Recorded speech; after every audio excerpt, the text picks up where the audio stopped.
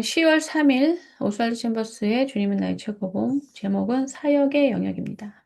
이르시되 기도 외에 다른 것으로는 이런 유가 나갈 수 없느니라. 우리는 어찌하여 능히 그 귀신을 쫓아내지 못하였나이까? 이 질문에 대한 해답은 예수 그리스도와의 인격적인 관계에 달려 있습니다. 이런 종류의 역사는 오직 마음을 예수님께만 집중하고 또 집중할 때에 나올 수 있습니다.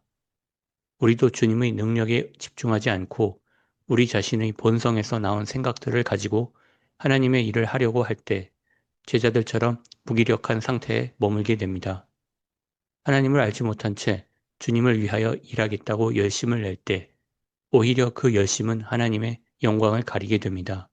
네, 이 첫 번째 문장은 지금 교회 현실이랑 굉장히 다르죠. 네, 교회에서는 열심을 내라고만 하는 경우가 많아요. 여기 보시면 굉장히 중요한 말인데요. 어떻게 우리는 귀신을 쫓아내지 못했느냐. 귀신이 두려워하는 예수님이 인격적인 관계라는 거는 이게 예수님이 이제 안 보인다고 생각하니까 좀 이해를 잘 못하시는데 또 인격적인 관계가 뭔지를 모르시는 분이 참 많이 있더라고요. 사랑하는 관계죠. 근데 주님을 사랑하는 관계긴 한데 우리는 주님을 사랑하는 관계가 마치 주님이 우리의 그냥 뒤치다꺼리 해주시는 딸의 방을 청소해는 엄마 같은 존재로 생각을 해요. 그러니까 우리가 그분과의 인격적인 관계라는 거는 그분이 주인이 되시고 우리는 굴복하는 관계가 그게 인격적인 관계. 주님이 우리를 이끄시고 우리는 따를 준비가 되어야지가 인격적인 관계예요. 그러니까 그것이 지식적으로 이렇게 만들어져야 되는 거. 억지로가 아니라 당연히 그분은 주님이시고 그분이 내 안에서 사시는 것이 내 안의 영적인 생명이고 나는 어떻게 하든지 내 육체를 훈련시켜서 주님의 뜻에 복종시켜야 된다. 그렇지 않으면 내 몸은 죄에게 내어주게 된다고 로마서 7장 8장에 나와 있잖아요.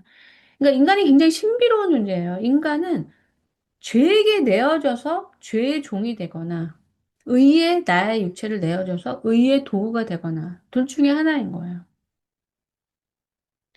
그러면 예수님이 내 안의 주인이 되시면 우리 집이 제가 이제 제 영혼을 집이라고 할 때 만왕의 왕이신 예수님께서 내 안에 들어오셔서 들어오신다는 건 뭐죠? 제가 완전히 그분께 굴복한다는 거예요. 그러면 주님이 아무런 부담 없이 저의 생각과 마음을 마음대로 주장하실 수가 있는 거예요. 그럼 그게 무슨 소리야? 제가 여기 이제 안젤라 자매님하고 관계를 할 때 그 자매님이 제가 생각하는 대로 따르고 내가 하고 싶은 대로 캐나다에서 움직이시는 거예요. 제가 청소하고 싶은 대로 청소를 하시고 제가 이렇게 이런 뭐 공과금을 이렇게 내야 되고 뭐 음식은 코스코 가서 이런 고기를 사야 되고 요리는 이렇게 해야 돼요. 이렇게 먹었어요. 그대로 그분이 육체로 하시는 것이 이게 바로 주님의 도구가 되는 거예요. 근데 인격적인 관계가 아니면 주님은 이제 이런 식으로 우리한테 말씀하시는데, 아니, 왜 꼭 고기를 코스트코에 사야 돼? 이마트 가서 사도 되지. 아니, 꼭 방법은 또 왜 그렇게 해야 되냐고. 내가 해봤을 때는 이거지 좋은데, 주님은 상당히 까다로우시네. 이렇게 되면 주인이 아닌 거예요. 그 사람하고는 이렇게 몰래 이렇게 할 수가 있어요. 주인님 하시고, 이제 주인님이 말씀하신 걸 듣고, 저쪽 뒷방에 가가지고, 궁시렁궁시렁 대면서, 모르게 시키는 게 많어.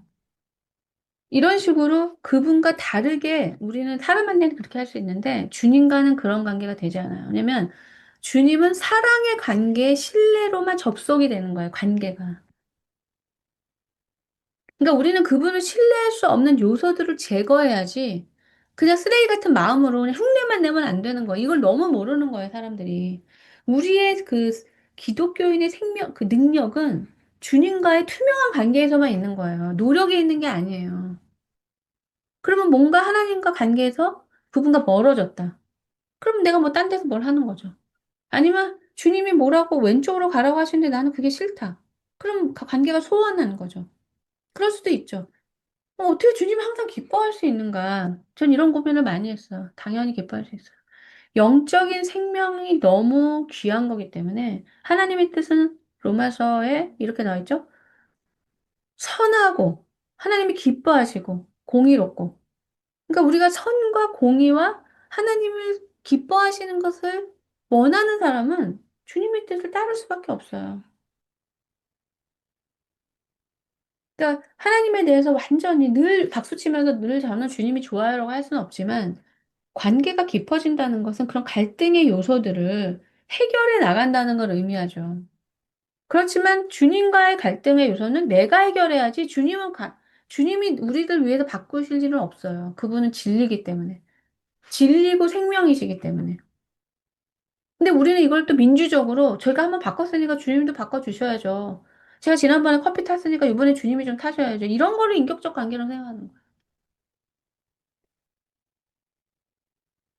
그러면 자기 의가 충만하고 내가 하고 싶은 것이 가득하고 자기 열정에 취해 있는 사람이 주님과 인격적 관계가 되겠습니까? 안 되죠. 그런 사람은 주님을 필요할 때 이용하려고만 하게 돼요. 그분을 사랑하지 못해요.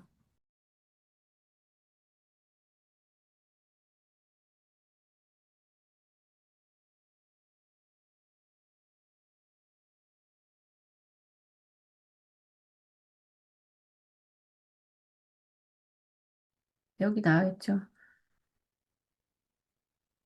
그러니까 이 마귀는 영적인 존재이기 때문에 제가 어떤 존재랑 이렇게 관계를 할 때 이 대상자가 저를 깊이 신뢰하면은 마귀가 이 사람한테 저에 대한 의심을 넣어줘도 안 된다는 걸 알죠. 근데 저에 대한 신뢰가 작은 사람한테는 계속 뭐 그 사람이 너를 이용해 먹는 거라고 불신과 이간질을 하면 넘어가죠. 그러니까 이런 종류의 역사는 마귀가 쫓겨나갈 수 있는 역사는 우리가 그분과 투명한 관계, 정말 주님이 내 안에 주인이 되실 때.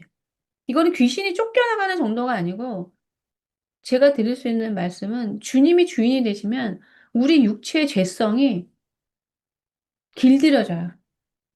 근데 저는 이래서 이게 훨씬 나은 인생이라고 생각했어요. 왜냐면 이게 생명이고 영생이고 구원이 있다는 건 확실히 믿어지는데 이 생명 안에 거하는 게 그렇게 쉬운 게 아니에요. 왜냐면 우리 육체는 죄에 물들어져 있기 때문에 예전에는 그게 죄라는 걸 몰랐을 뿐이죠. 지식은 생기지만 죄가 이겨지지가 않아요. 마약 중독랑 비슷한 거예요. 마약을 안 해야 된다고 생각하죠. 근데 그 중독에서 나오는 게 힘드는 거죠. 근데 우리가 우리 몸을 하나님이 기뻐하시는 그 도구로 사용될 때는 주님이 나를 주장하시니까 죄가 나를 주장할 틈이 없는 거예요. 그러니까 많은 기독교인들의 이기심이 뭐냐면 내가 죄로부터 자유로워지는 건 좋은데 주의 일은 하고 싶지가 않아요. 그래서 안 되는 거예요. 그래서 하나님이 먼저 그의 나라와 의를 구하라. 네가 먼저 이 나라 하나님의 뜻과 그분의 생명이 이 땅에서 그분이 우리를 지으시고 이 땅을 지으시면서 펼치시고자 하는 하나님의 더 위대한 뜻에 네가 따르면 그걸 먼저 따르면 너에게 필요한 것들을 내가 채워주겠다는 거야. 근데 우리는 그걸 믿지 못하고 하나님의 그 위대하시고 영원하시고 생명을 주는 뜻에는 관심이 없고 내가 죄에서 자유롭게 해달라는 거예요. 아니 생명의 근원으로부터 떨어져 나와 있는데 어떻게 죄로부터 자유롭습니까? 주님의 능력에 집중하지 않고 우리 자신의 본성에서 나온 생각들을 가지고 일을 할 때 무기력한 상태에 머물게 된다. 이게 무기력한 상태라고 느끼면 참 좋은데 대체로 종교적인 사람들은 전혀 무기력하지가 않아요. 엄청난 열심이 나와요. 잘못된 열심인 거죠. 네. 왜 힘을 받지 못하니까. 하나님을 알지 못한 채 주님을 위해 일하겠다고 열심을 할 때 오히려 그 열심은 하나님의 영광을 가리게 됩니다. 그럼 이건 어떤 거냐면 본인이 막 열심을 내놓고 하나님 앞에 100점을 달라는 거예요. 내가 이렇게 열심히 했으니까 지난번보다 훨씬 2배로 3배로 했으니까 이제는 100점을 주시겠죠? 제가 많이 겪은 거예요. 평생. 주님은 팔짱을 끼시면서 네가 얼마나 푸시업을 열심히 하고 네가 얼마나 청소를 열심히 했는지 내가 체크해서 금, 은, 동을 주겠다는 게 아니에요. 복음은 나랑 같이 가자거든요. 내가 네 안에 들어가서 너를 이끌어도 되겠니? 이거가 복음이에요. 그래서 우리가 마음을 열고 주님이 들어오시길 원하는 거예요. 근데 이걸 안 하시고 계속해서 100점을 통해서 자기가 사랑받는지를 확인하겠다는 건 복음이 아닌 거죠. 열심은 낼 수 있어요. 엄청난 열심으로. 그래서 주님이 성적표를 안 주시면 화가 나는 거죠, 또. 그럼 도대체 얼마나 열심히 하지 금메달 줄 건데? 이게 바로 종교라는 거예요. 복음은 일이 아니라 관계라고 말씀드린 게 이거예요. 그러면 주님과 관계하려면 사실 일을 더 못해요. 일이 중요한 게 아니고 하나님 앞에 합당치 않은 죄들을 싸우는 거. 그 죄들을 버리는 거. 그러면 이 길을 가실 때 다행스럽게도 저희 공동체는 영적인 이 생명을 인식하고 계시고 거기서 이제 벗어나거나 그 안에 있거나 이걸 좀 느끼시는데 반드시 죄에 대해서 동의를 하셔야 돼요. 이 영적인 시야가 닫히는 거, 영적인 이해가 닫히는 거는 죄 때문이에요. 우리는 죄가 많아요. 점점점 죄가 없어져 가고 마귀랑 멀어지는 삶을 사는 거지. 물론 법적으로는 깨끗해졌죠. 하나님의 자녀로서. 하지만 우리는 그 다음에 성화라는 과정이 있잖아요. 그러니까 당연히 죄가 있는 거죠. 그래서 그 쥐레라는 게 그 죄를 밟는다는 거예요. 그러면 죄가 어 하나님 앞에 하나님 이것이 어떤 걸 뭔가 증상이 있잖아요. 밟았으니까 다쳤잖아요. 그럼 죄를 밟은 거잖아요. 그러면 내가 죄가 아니고 나 어쩌다가 더러운 걸 밟은 게 아닌 거죠. 죄는 어떤 생각, 마음, 의지에서 부주의해서 우리가 잘못 선택하게 되는 건데, 바로 그 자리에서 이게 내가 잘못한 거라는 것을 인정하시지 않고, 어쩌다 보니까 그랬다. 제가 나한테 소리 질러서 깜짝 놀라서 누른 거다. 뭐 나는 몰랐다. 이런 식으로 하시면 점점 생명에서 멀어져요. 왜냐면 성경은 너희가 죄 없다 하면 하나님을 거짓말하는 자로 만드는 거라고. 그러니까 본인들은 뭐 무서워서 아니 별거 아닌데 그 결과가 너무 무서워서 그럴지 모르지만 그 행동이 우리가 하나님 앞에 당신은 거짓말쟁이에요 이렇게 말하는 거랑 똑같기 때문에 점점 생명에서는 멀어지는 거예요. 아니 그럼 이제까지 잘 있다가 왜 갑자기 죄인이라고 하느냐? 책망받는 것마다 빛으로 나온다고 하셨어요. 그러니까 우리는 어둠인 거예요. 풀 오브 어둠. 근데 작은 생명의 빛이 우리 안에 들어와서 우리를 이끄시는 거죠. 그럼 어떻게 하시겠습니까? 만약에 우리의 내면이 완전히 어둠인데, 그래서 하나님을 전혀 알지도 못하고 인식하지도 못했는데, 작은 반딧불 같은 불이 우리의 머리에 들어와가지고, 그 불이 지나가는 곳마다 보이는 거죠. 그래서 거기에 이제, 뭐, 모기가 죽은 것도 있고, 바퀴벌레도 있고, 파리도 있고, 원래 있었었는데, 깜깜해서 우리는 안 보였을 뿐이에요. 그럼 하나님이 거기를 이제 치우라고 말씀하시는 건데 우리는 화들짝 놀라면서 나는 죄인이 아니라고. 이건 원래 내가 아니고 누구 저 옆에 있는 애가 던진 거라고. 이렇게 변명을 하고 부정을 하면 하나님이 그거를 고쳐주시려고 하는데 병원 밖으로 나가버리는 거죠. 이게 하나님을 잘 모르고 있는 상황들이 이게 지금 두 가지가. 왜? 하나님을 못 믿는 거예요. 불신. 두려움 속에서 못 믿는 거라고요. 그러면 내가 두려워서 하나님과 멀어지면 내가 죄를 해결할 수 있습니까? 그럼 하나님이랑 멀어진 상태로 어둠 속에서 사는 거죠. 그러면서 종교적으로 열심히 내면서 또 화를 내는 거죠. 이렇게 종교적으로 열심히 했는데 또 금메달 안 준다고. 그러니까 깊이 뭐 생각하시고 뭘 분석하시고 체크해 보실 필요가 없어요. 육으로는 영이 안 보여요. 차라리 그렇게 하시기보다는 성령님께 깨닫게 해달라고 기도를 하시면 다 알려주세요. 내가 깨닫지 못하는 영역까지 이해도 다 주신다는 거죠. 읽어주세요. 어려운 상황에 직면한 가운데 외부적으로는 아무런 변화가 없어도 당신이 여전히 자유함을 누릴 수 있는 이유는 당신이 예수 그리스도께 집중되어 있기 때문입니다. 이것이 바로 당신이 힘써야 할 섬김인데 예수님과 당신 사이에 아무런 방해가 없도록 하는 것입니다. 만일 방해하는 것이 있다면 귀찮다는 듯이 무시하거나 또는 그냥 방치한 가운데 쌓아두지 말고 그 문제를 직면하여 예수님 앞으로 가져가야 합니다. 그러면 주님과 함께 통과한 그 문제는 당신이 예수님과 얼굴을 맞대고 보는 날까지 당신이 결코 알 수 없는 방법으로 예수 그리스도를 영화롭게 할 것입니다. 네, 하나님은 예수 그리스도는 절대 정죄가 없는데 이 제가 이제 여러 만나는 분들을 관찰하면서 보니까 그러니까 육에 있으면 주님을 만나기 이전에 관계했던 어떤 중요한 사람과 계속 동일시를 하는 거예요. 그러니까 역기능적 가정에서 관계했던 그 문법이 고스란히 작동을 하는 거예요. 매번. 뭐 학대자일 수도 있고, 뭐 무심한 사람일 수도 있고, 잔인했던 사람일 수도 있고, 어쨌든 관계를 올가매고 사랑이 없는 그 문법에서 그 대상자를 예수님이나 하나님이랑 생각을 하면서 환상 속에서 이제 관계를 하는 거예요. 근데 이거를 제가 수없이 얘기를 해도 사실 그 사람이 그걸 알 수가 없다고 봐요. 마치 한국말을 이렇게 하고 있다가 영어를 배우고 있는데 급작스러운 상황은 당연히 한국말 나오죠. 근데 제가 왜 또 한국말 하냐고 이렇게 말할 수는 없는 거잖아요. 그래서 내가 고치려고 하지 말고 빨리 성령에게 도우심을 요청하라는 거예요. 해결할 수가 없어요. 잘못된 문법을 딱 껴주는데, 거기서 그냥 손잡아서 발버둥 치고 있는 거예요. 하나님이 아닌 존재를 자기 맘대로 생각하면서 나를 예전에 힘들게 했던, 주로 이제 종된 행동이죠, 종된. 하나님의 이 인내와 자비로우심과 긍휼함, 이런 걸 가진 사람이 별로 없죠. 그런 분들한테서 성장했고 관계를 했더라면, 그런 식으로 우리 인격이 망가지진 않았겠죠. 그러니까 우리의 그 생각 속에서는 하나님을 예측하거나 그분의 마음을 헤아릴 수 없고 오히려 그분을 좀 믿어보는 쪽으로 나를 던져야 돼요. 하나님의 선하심을 믿어보는 쪽으로. 정말 내가 정말 이런 식으로 살았는데 이렇게 반복하는데도 사랑하실까?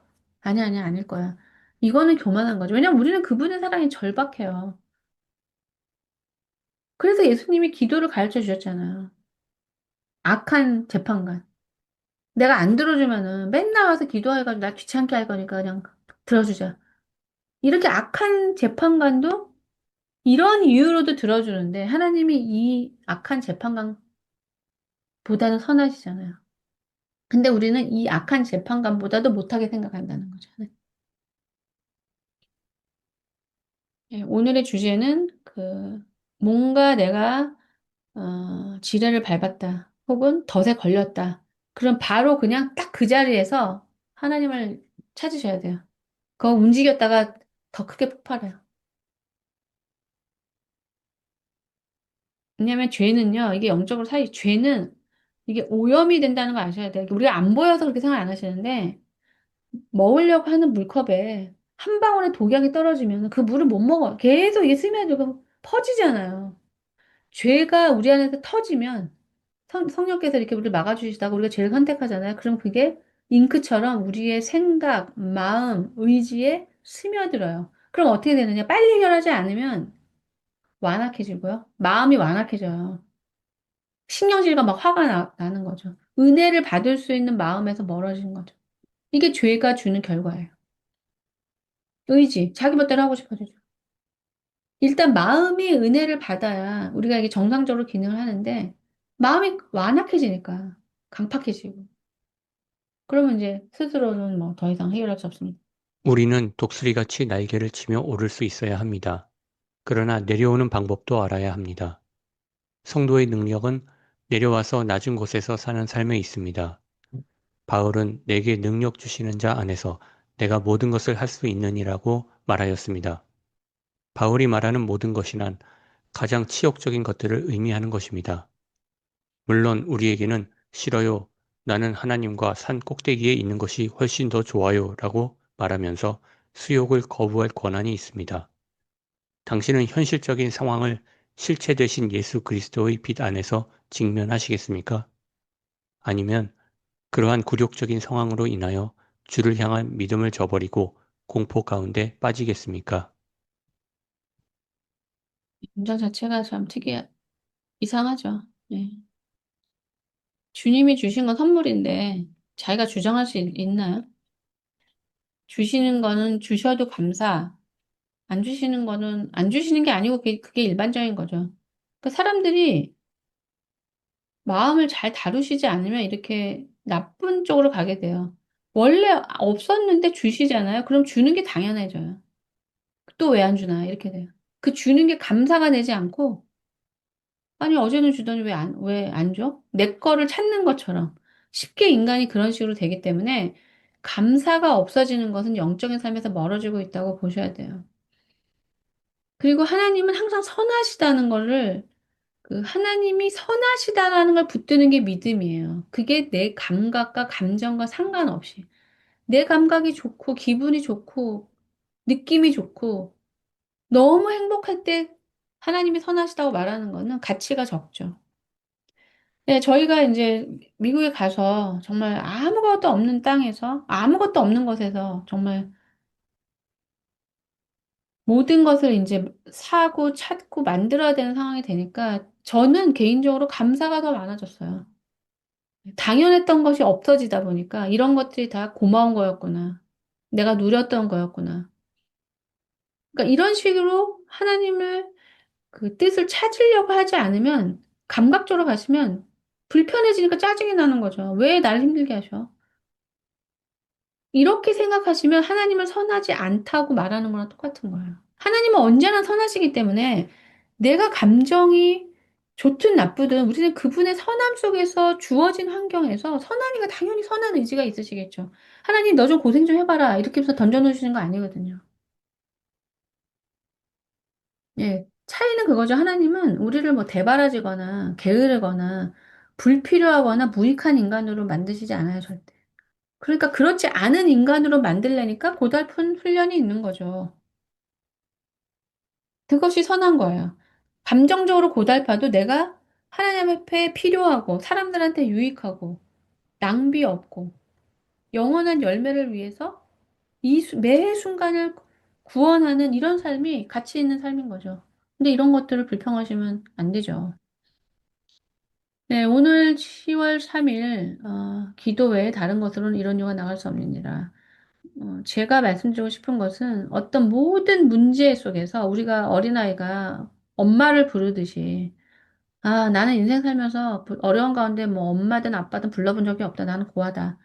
그렇게 살으셔도, 그렇게 살아오셨어도 하나님은 본인을 좋은 선한 아버지로 계시하셨기 때문에 우리는 그 아버지로서 그분을 요청하고 부르고 찾고 도우심을 구해야 됩니다. 이렇게 은혜를 주셨는데 고집스럽게 내가 해내겠다고 하는 거는 그건 불신이에요. 되지도 않는 거고. 그건 하나님을 반역하는 거예요. 반항. 뭐냐면 나도 당신처럼 할 수 있다는 거죠. 이거는 자립이 아니에요. 세상에서. 네, 이상으로 10월 3일 챔버스 묵상집을 마치겠습니다.